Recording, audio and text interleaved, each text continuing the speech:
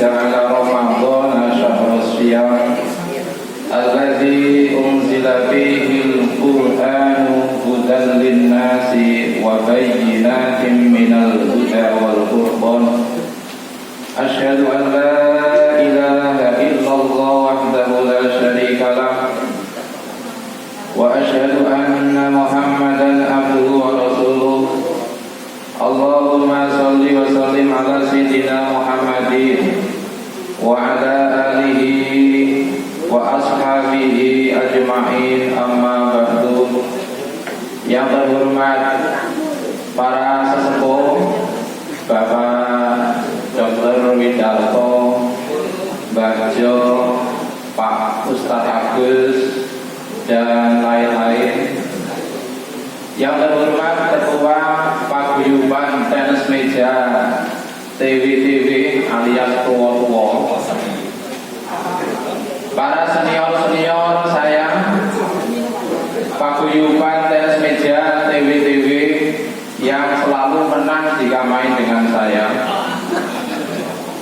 maupun yang selevel dengan saya, Pak Tanto.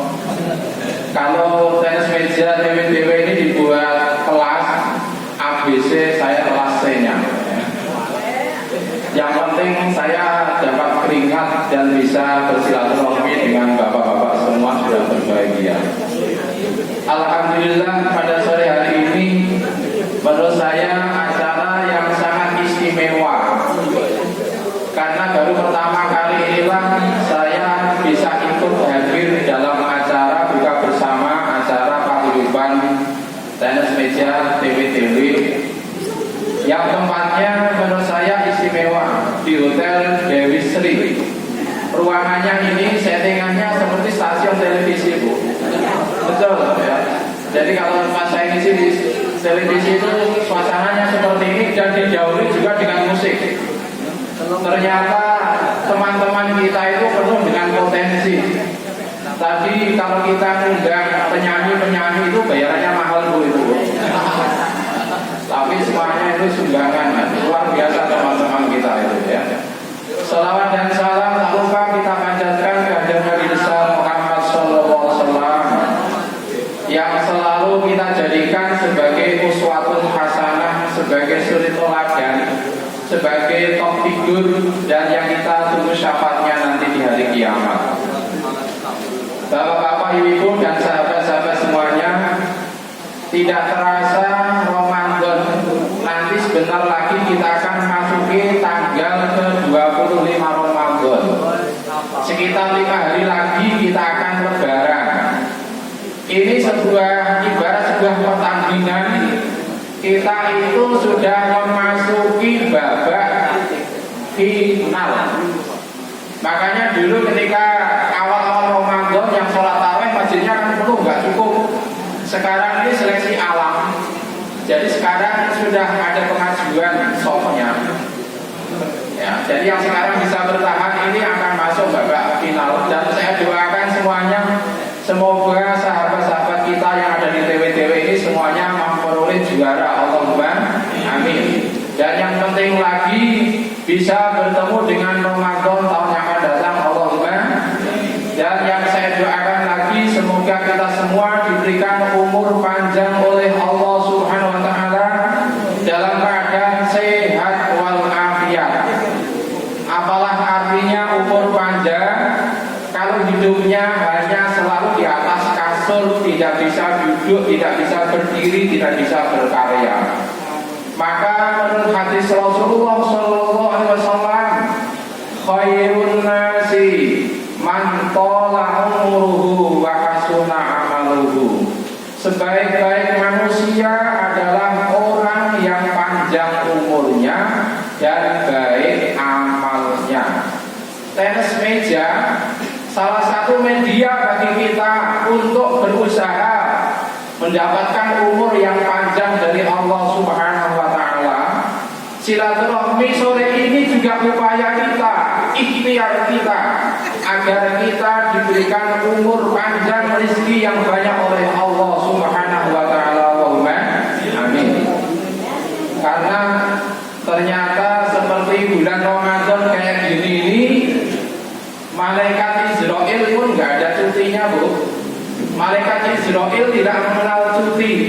Di bulan Ramadan pagi-pagi di masjid juga banyak yang innalillahi wa inna ilaihi raji'un. Saya dengarkan, semoga bukan teman saya dari TWTW. Saya berdoa begitu, alhamdulillah tidak ada yang TWTW. Alhamdulillah sekarang banyak yang hadir. Walaupun mungkin ada wajah-wajah tertentu yang saya tidak pernah ketemu di TWTW, mungkin masuknya gantian dengan saya. Kalau saya Kamis dia masuk Selasa, kalau saya Selasa dia Sabtu, sehingga banyak wajah yang baru. Mohon maaf ya, barangkali masih asing dengan saya. Saya memang masih orang baru di TWTW, barunya sekitar 2-3 tahunan ya, tapi belum terkenal. Karena biasanya yang terkenal itu yang mainnya bagus-bagus ya. Kalau mainnya jelek itu nggak terkenal, walaupun 10 tahun nggak akan terkenal begitu. Ya, jujur. Bapak Ibu yang dimuliakan Allah, bulan Ramadan ini memiliki keistimewaan, sangat-sangat istimewa. Yang pertama, bau mulutnya orang puasa itu kalau kita mau jujur, aku ini badet. Tapi menurut penilaian Allah, bau mulutnya orang puasa itu lebih wangi daripada minyak kasturi. Padahal minyak kasturi itu wanginya bukan main. Kalau kita beli di Indonesia itu sudah banyak campurannya itu. Mungkin 2 tetes tambah 1 sendok banyu. Yang asli yang di arah sana minyak kasturi itu mahalnya bukan main, sangat wangi. Walaupun secara jujur kita bernafas, apalagi menjelang maghrib kayak gini ini, gini nyamuk di depan kita bisa pingsan itu, ya, karena baunya. Tetapi di sisi Allah, bau mulut kita itu lebih wangi daripada minyak kasturi. Itu keistimewaannya. Yang kedua apa? Yang kedua adalah tidurnya orang puasa itu dinilai ibadah.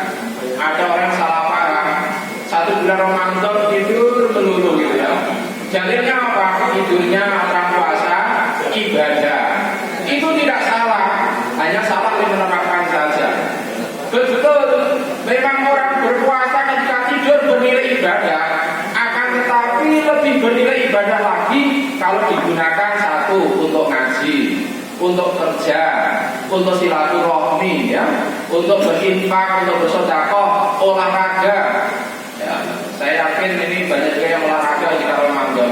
Terus terang saja, saya selama Ramadan nggak main tenis meja, sampai kaku pak ini. Sudah kepengen main tapi nggak kuat. Dulu Pak Parman itu ketika Ramadan datang ke tempat saya Malika seminggu sekali. Tapi sekarang udah nggak pernah ya. Mungkin saya yang takut atau Mas Parman yang takut ini. Iya nih Pak Parman. Bapak Ibu yang dimuliakan Allah, salah satu keistimewaan Ramadan lagi adalah doa kita dikabulkan oleh Allah Subhanahu wa Ta'ala. Maka mari di bulan Ramadan ini kita gunakan untuk berdoa sebanyak-banyaknya, doa sekhusuk-khusuknya sesuai dengan kondisi masing-masing. Yang usianya sudah sangat lanjut usia, berdoa semoga diberikan umur panjang dalam keadaan sehat walafiat. Allahumma amin. Yang masih jomblo, gak ada yang jomblo kan? Oh ya, kita doakan bendara kita masih jomblo, ya. Doanya yang khusus semoga habis lebaran dapat jodoh. Allahumma amin. Yang masih punya hutang dan kredit didoakan semoga nanti selesai lebaran segera lunas. Allahumma. Tapi yang namanya kredit dan hutang itu nggak salah. Artinya ketika nanti lebaran, mohon maaf air batin begini hutangnya masih tetap belum disaur itu ya. Jangan dikiranya kita hutang orang terus salaman begini selesai hutang kita. Ya, itu beda lagi urusannya. Bapak Ibu yang dimuliakan Allah, karena Ramadan kita tinggal sisa sekitar 5 hari. Ini ibarat orang main tenis meja seperti kita masuk di babak final. Maka ibaratnya orang muda, anak muda menyebutnya mati-matian untuk bisa menjadi juara. Sehingga ketika lebaran kita itu selalu mengucapkan minal aidin wal faizin. Itu doa. Nah, anak muda ditambahin minal aidin wal faizin wal kontreksin wal kontreksin, ada yang begitu ya. Aneh-aneh anak muda itu ya. Kalau ketemu saudaranya bukan minal aidin wal faizin, 0-0 ya, draw ya. Nah, itu seperti main tenis meja saja ya. Minal aidin wal faizin itu artinya semoga kita minal aidin, termasuk orang yang kembali suci, nggak punya dosa. Kenapa nggak punya dosa? Karena kita ketika Ramadan sudah bertobat kepada Allah, dosanya bersih. Ketika Lebaran sudah minta ampun, minta maaf kepada sama manusia, sehingga dosa terhadap Allah dan dosa kepada sama manusia harapannya sudah bersih, sehingga kita seperti bayi yang sedang dilahirkan suci. Wal faizin, dan semoga kita termasuk orang yang tenang, orang yang bejo. Makanya ketika Lebaran, terutama di Jawa itu dirayakan dengan simbol kupat. Kupat itu tanda lepat, segala lepat, sedaya lepat pun ngapunten. Jadi orang Jawa itu menyimbolkan lepat sawah itu dengan kupat. Maka ketika makan kupat di hari Lebaran itu ada caranya, ada teknisnya. Itu katanya nggak boleh kita buka anyam-anyamannya, tapi dipotong pakai pisau tengahnya. Itu menunjukkan kalau memang saya salah, bedalah dadaku. Saya akan minta maaf dari hati yang dalam. Tidak hanya kulit luarnya saja, tidak hanya jalurnya saja, tapi bedalah dadaku. Saya mohon maaf lahir dan batin. Maka kemudian pasangannya kupat itu apa? Biasanya adalah sayur apa Pak? Opor. Opor itu biasanya ada pelengkapnya, yaitu sambal goreng ati dan kulit. Itu maksudnya mohon maaf lahir dan batin. Ati itu dari lubuk hati yang dalam, mohon maaf dari lubuk hati yang dalam. Kemudian sambal kreceknya itu kulit, mohon maaf lahirnya itu pakai krecek itu. Nah, kalau di daerah Pantura sana itu masih dilengkapi dengan lepet. Tahu lepet ya Bu ya? Lepet itu yang bahannya ketan, dibungkus jalur panjang itu. Itu untuk menyimbolkan setelah mohon maaf lahir dan batin, harapannya persaudaranya itu lengket seperti lepet itu. Itu di Jawa itu penuh dengan simbol seperti itu ya. Maka bapak-bapak ibu-ibu yang dimuliakan Allah, pada sisa 5 hari terakhir di bulan Ramadan ini, kita masih punya malam yang sangat istimewa. Ada sebagian ulama yang berpendapat kalau tanggal 1-nya Ramadan itu hari Kamis, kemarin kan hari Kamis, itu ada yang berpendapat Lailatul Qadarnya akan jatuh malam tanggal 25 Ramadan, berarti nanti malam ya. Maka nanti malam kita berjuang ya habis-habisan untuk bisa memperoleh kemenangan. Tetapi ada juga hadis Nabi Muhammad SAW yang menyatakan man kana mutaharriha falyataharraha lailata sab'in wa 20. Barang siapa yang ingin memperoleh Lailatul Qadar, maka hidupkan malam yang ke-27. Tapi nggak terlalu penting, yang penting setiap malam kita beribadah pasti dapat. Bapak Ibu yang dimuliakan Allah, apa latar belakang adanya Lailatul Qadar?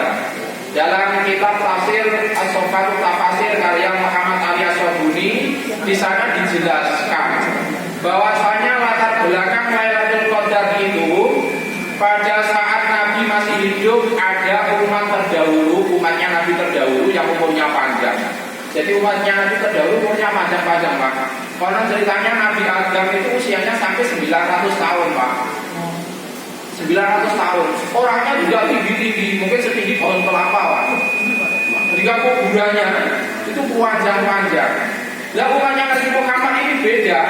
Orangnya pendek-pendek 160 cm Pak ya. Umurnya pendek. Dalam sebuah hadis Nabi dijelaskan umurnya umat Nabi Muhammad itu antara 60 sampai 70 tahun. Kalau sekarang 70 lebih sudah diskon Pak ya. Sudah diskon luar biasa. Jadi ada yang sampai 90, ada yang 80, 100 lebih alhamdulillah. Tapi perlu diketahui juga ada juga yang umurnya 40 sudah meninggal. Ada yang 30 meninggal, ada yang baru lahir. juga meninggal. Kalau dibuat rata-rata antara 60 sampai 70. Bahkan Nabi Muhammad SAW umurnya hanya sampai 63 tahun. Kalau kita sudah meninggal, TBTW selamat tinggal TBTW ya. Anak istri ditinggal semua. Saya bisa nyanyi Pak lagunya Roma. Kalau selama ini diri berhiaskan emas intan permata bermandi cahaya, tetapi kami ini di dalam kuburan gelap pekat mencekam tanpa seorang teman. Terputuslah pergaulan, terkucurlah sendirian, diri terkumpul sekali kapan.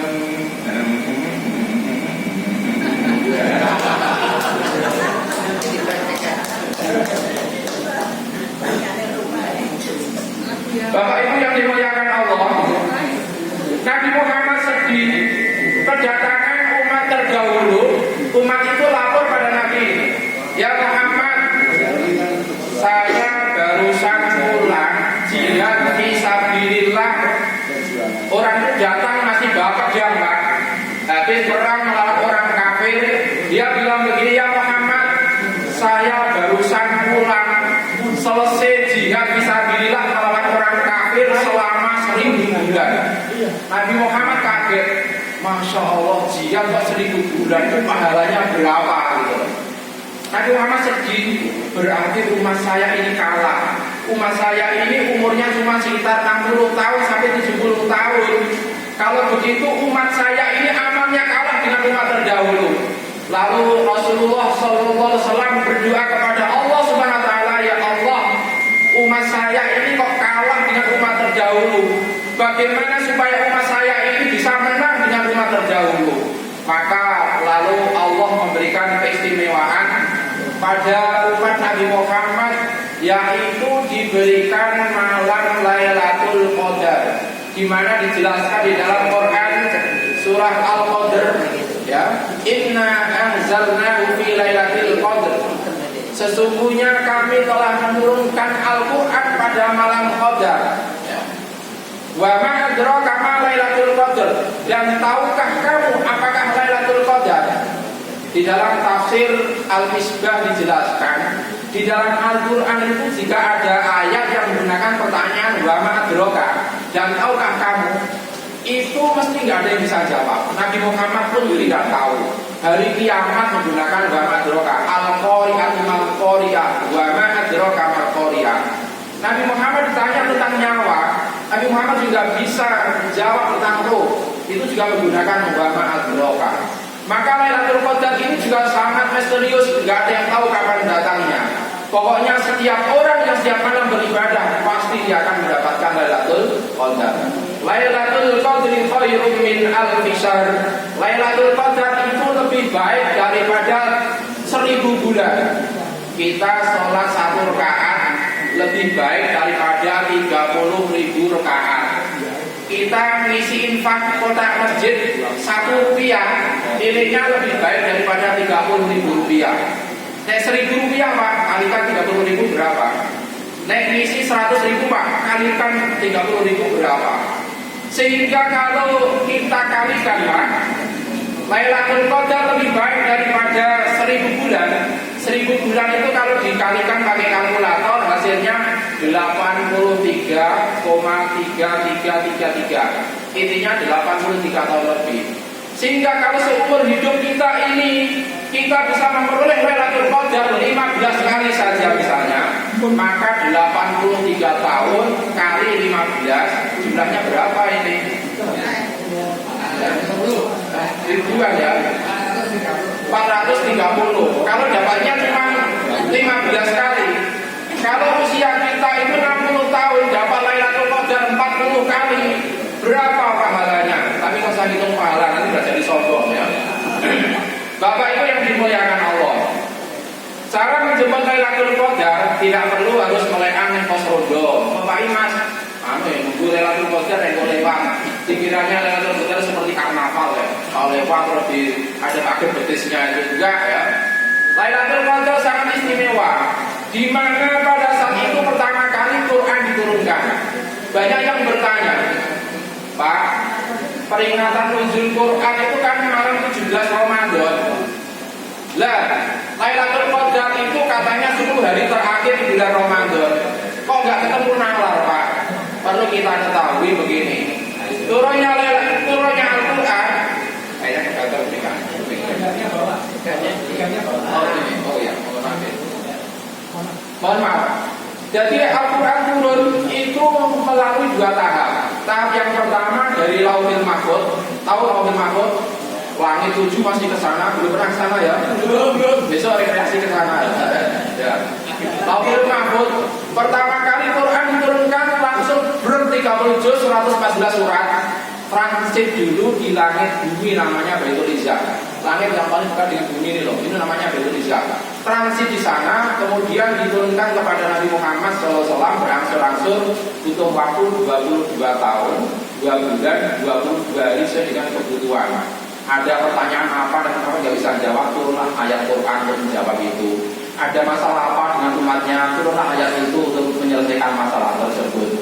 Nah, turunnya Al-Quran dari Lauhil Mahfuz ke Baitul Izzah langit bumi itu terjadi pada malam Lailatul Qadar, yaitu terutama adalah 10 hari terakhir di bulan Ramadan. Akan tetapi turunnya Al-Quran kepada Nabi Muhammad diterima pertama kali Quran surah Al-Alaq ayat 1 sampai 5. Iqra bismi rabbikal ladzi khalaq. Iqra ya Muhammad, bacalah ya Muhammad. Ma'ana biqari'in. No, I don't read. Saya nggak bisa baca. I'm sorry, I don't read. Maaf, saya nggak bisa baca. Iqra ya Muhammad. No, I don't read. Saya nggak bisa baca. Ma'ana biqari'in, saya nggak bisa baca. Diperintahkan oleh malaikat Jibril disuruh baca 3 kali. Ma'ana biqari'in, saya nggak bisa baca. Nabi Muhammad itu buta huruf, umi, ya. Loh, Nabi Muhammad pemimpin dunia kok buta huruf itu gimana, Pak? Nabi Muhammad diciptakan oleh Allah buta huruf, umi, itu ada manfaatnya. Kenapa? Kalau seandainya Nabi Muhammad diciptakan oleh Allah pandai membaca dan menulis, sudah pasti akan dituduh bahwasanya Al-Quran itu karangan Nabi Muhammad. Tapi karena Nabi Muhammad nggak bisa baca, nggak bisa nulis, orang kafir mau menuduh Quran itu karya Muhammad, itu nggak ada buktinya. Orang kafir tetap menuduh Quran itu karya Muhammad. Akhirnya orang kafir ditantang oleh Allah, hei orang kafir, kalau memang kamu menuduh Quran itu karya Muhammad, buatlah semisal Quran. Kalau memang kamu bisa, panggil teman-teman kamu untuk bantu kamu untuk menyusun Quran. Ternyata nggak ada yang bisa. Diturunkan lagi, kalau kamu nggak bisa menyusun Quran 114 surat, qul fa'tu bi asyri suwarin, buatlah 10 surat yang pendek-pendek aja, nggak apa-apa. Teman-teman kamu undang semua untuk bantu kamu menyusun Quran, nggak bisa lagi. Kemudian turunkan ayat 1 lagi, qul fa'tu bi suratin, datangkan 1 surat semisal Quran. Nah, orang kafir mau coba-coba Pak, mau ngarang Quran, akhirnya Quran yang mau dijiplak adalah Quran surah Al-Qari'ah. Al-Qari'atu mal-Qari'ah, hari kiamat. Apakah hari kiamat? Wa ma adraka mal-Qari'ah, dan tahukah kamu apakah hari kiamat? Mau dijiplak orang kafir, diganti begini, ad-didda, mad-didda, wa ma adraka mad-didda. Artinya apa? Ad-didda, kata. Mad-didda, apakah kata itu? Wa ma adraka mad-didda, dan tahukah kamu apakah kata itu? Jauh sekali susunannya. Hari kiamat kalau dibandingkan dengan kata, itu jauh sekali. Hari kiamat sesuatu yang abstrak, yang misterius, gak ada yang tahu. Tetapi kalau kata itu bisa dilihat kasat mata, mencolok-mencolok di depan kita tuh kata. Maka ini artinya orang kafir tidak bisa menyusun Al-Quran walaupun hanya 1 surat saja. Itu menunjukkan bahwasanya Nabi Muhammad diciptakan oleh Allah ummi, buta huruf, itu ada manfaatnya. Beda dengan umi di Indonesia. Umi itu artinya ibu, ya. Sejenis ibu. Loh kenapa? Kalau orang buta huruf di Arab disebut dengan umi, ibu, itu ceritanya begini Pak. Di orang Arab itu kalau ada anak, kok dia itu nggak mau belajar, nggak mau sekolah di pondoknya, nggak mau mondok, pokoknya dia ini dekat dengan ibunya terus, namanya umi, akhirnya diganggu hanya bodoh. Makanya kalau orang Indonesia kan sekarang kalau punya anak pintar di sekolah, di kuliah, di pondok, jadi terpisah dari ibunya. Lah orang itu kalau kumpul dengan ibunya terus gak pinter-pinter Pak, gak mandiri-mandiri. Maka di sana itu orang yang kumpul dengan ibunya, ya itu namanya umi, artinya sudah buruk. Bapak Ibu yang dimuliakan Allah, ini jamnya sudah ya sebentar ya, saya kiri. Yang kedua, semenit lagi itu 2 menit ya. Yang kedua, keistimewaannya Lailatul Qadar, malaikat, semua malaikat dan malaikat Jibril itu turun ke bumi. Makanya banyak ulama yang berikan isyarat datangnya Lailatul Qadar adalah malam yang istimewa, yang sejuk Pak. Tidak terlalu panas, tidak terlalu dingin. Ternyata apa? Seluruh malaikat dan malaikat Jibril turun ke bumi, dan malaikat itu punya sayap Pak, mengepalkan sayapnya begini, begini, turun ke bumi sehingga dari sayapnya itu mendatangkan angin sehingga suasana itu bisa menjadi sangat sejuk. Nah, itu rahasianya. Maka ketika surah Al-Fatihah diturunkan oleh Allah SWT, karena sangat mulianya surah Al-Fatihah, maka kemudian diiringi oleh 80.000 malaikat. Akhir surah Al-Baqarah turun diiringi dengan 70.000 malaikat. Demikian dan yang mohon maaf bila terjadi. Assalamualaikum warahmatullahi wabarakatuh.